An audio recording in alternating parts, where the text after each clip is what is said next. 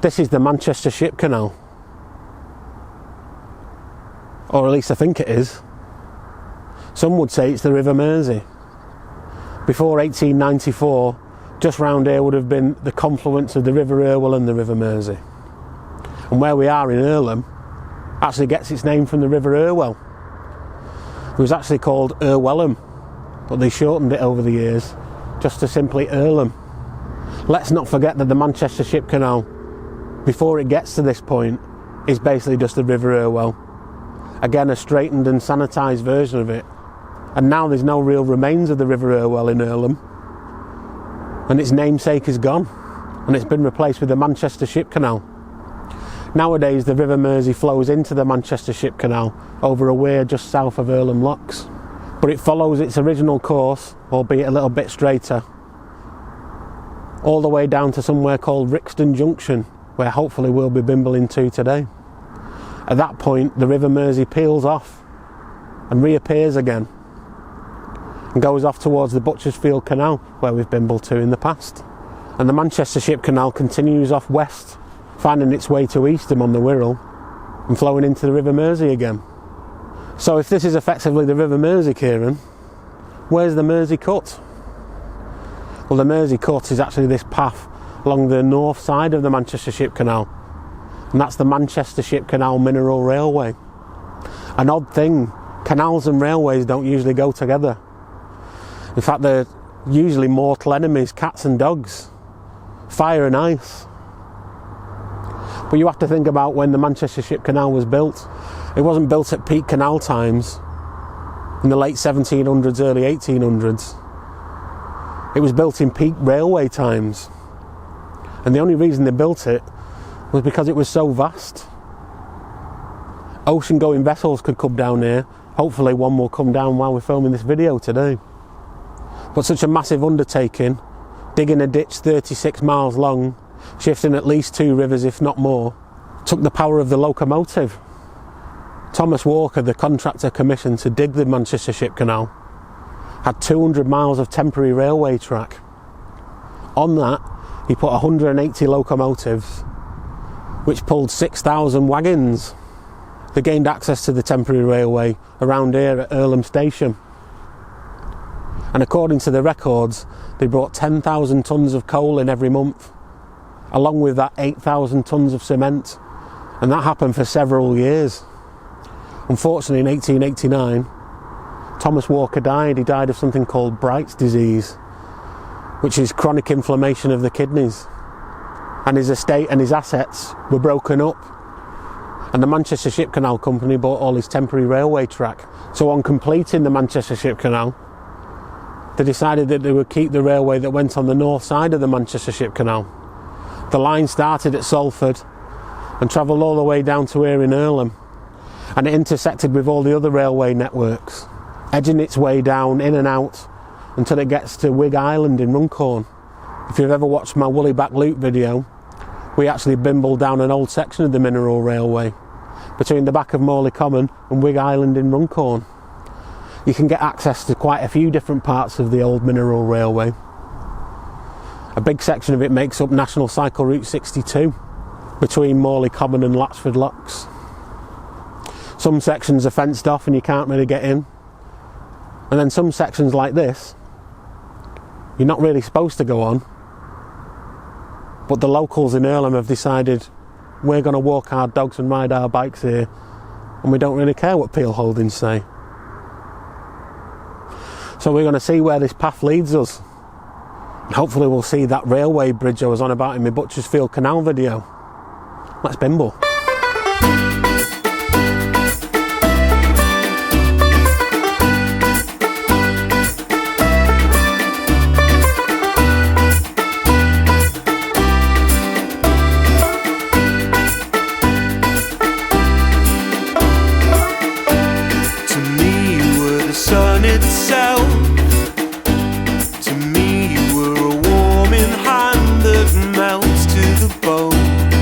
Flowers grow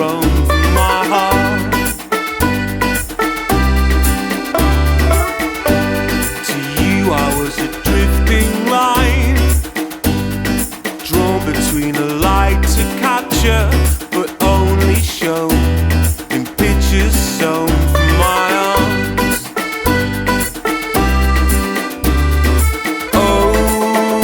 Over time, clouds kept the light from those eyes. Still. This is Warburton Bridge, but it's not the first bridge that was here in Warburton. The first bridge came after an Act of Parliament called the Warburton Bridge Act of 1863, and that allowed a toll bridge to be built over the River Mersey. In fact, you can still see the old Warburton Bridge because it forms part of the run-up to this new high-level bridge. Well, I say new. If you go over to the old bridge, you can see the path that the River Mersey used to take, and they cut that section off to build a Manchester Ship Canal. A Mersey cut at last. But those big ocean-going vessels weren't going to get under that little bridge. So they built this, a high-level Cantilever Bridge, and it was completed in 1893. It stands at 20 metres tall from ground level, and it has a span of 29 metres, which takes it over the Manchester Ship Canal. Warburton Bridge connects Rixton, which was originally part of Lancashire, and now is part of Cheshire, to Warburton, which was originally part of Cheshire, and now is part of Trafford. It's a cantilever design, which means that the two halves of the bridge don't actually touch in the middle or offer each other support. All the support comes from either end. So if you get up there and get in the middle, you can feel it wobbling. And if you look, you can see that the two parts of the bridge don't actually touch, and you can see him jiggling about. The bridge was designed by an Edward Leader Williams. He was the chief designer for the Manchester Ship Canal Company, and we spoke about him before. He also designed the Barton Swing Aqueduct, and due to the death of Thomas Walker, it was a company called Andrew Handyside & Co. that actually built this bridge, and the Barton Swing Aqueduct, and the little swing bridge in Northwich Town Centre. Warburton Bridge is actually 2021's most controversial bridge, and that comes from its owners, Peel Holdings, proposing a toll increase. And that would be the first toll increase of the bridge's history.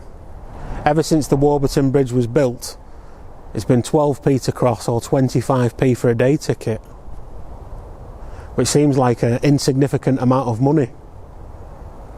But if you go all the way back to 1893, that would have been 2.5 shillings. And with inflation, it should actually cost £15 to cross the bridge now. Peel Holdings are arguing that the toll should be increased to £1, £1. But the people of Rixton and Warburton and the surrounding areas have lost their minds. And they think the bridge should be took off Peel Holdings and given to the council, and it should be free to cross the bridge. And adding fuel to that fire, Warburton Bridge has a sister bridge called the Cantilever Bridge in Latchford Village, and that's owned by the council, and that's free to cross. Peel Holdings argue that the toll increase would go towards refurbing the bridge. They propose that a £6.5 million project be undertaken to refurbish the bridge and the roads leading up to it. And they say there's no way that they can afford to do that. And if you work it out, Peel Holdings say that 60,000 people cross the bridge every week. And at 12p each, that makes about £7,000 per week. But if they up it to £1, that could be up to £60,000 a week. And that makes it more likely that they'll refurbish the bridge. So the jury's out. Do you have a free bridge that's a bit ropey? Or a pristine bridge that costs £1 to cross it? It's too big of a question for us. We should stick to what we know and get bimbling. Let's bimble. To me it was a golden handshake to reapply those lazy arms in my heart. To you it was a dream it mended. To you it was a dream suspended. To relocate right from the break to the start. Over time, clouds kept the light from those eyes.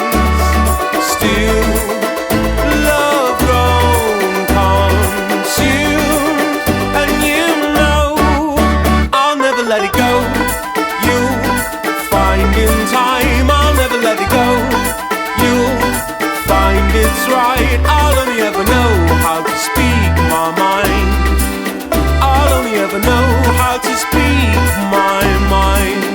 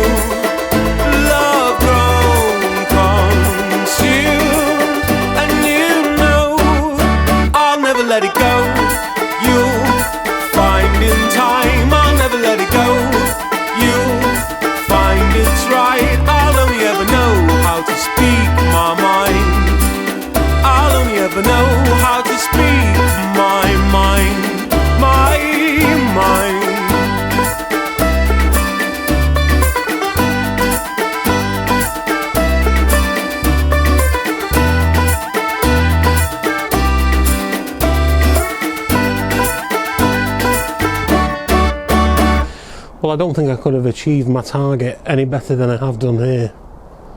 I'm currently underneath one of the bridges that carried the mineral railway, and it's a good feeling. I've been wanting to get close to this for ages.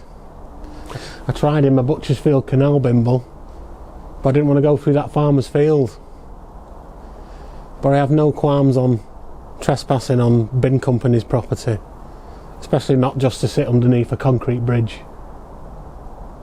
The line would continue off that way, underneath Delwar Viaduct, and eventually linking onto a section that you can actually ride your bike down, which leads you off to Latchford Locks, and then you're back onto National Cycle Route 62. We also seen on the way the confluence of the River Bollin. Here at Rixton Junction, the River Bollin would have met the River Mersey. The River Bollin's one of my favourite rivers. It's 30 miles long and it starts in Macclesfield, and it winds its way through Cheshire. It goes through Wilmslow, it goes underneath one of the runways at Manchester Airport, past Dun and Massey where we've been before. It marks the border between Cheshire and Trafford, and eventually it comes through Lymm and enters the River Mersey stroke Manchester Ship Canal. I sense a Bollin Valley bimble coming on. Or maybe not, it's quite hard to say.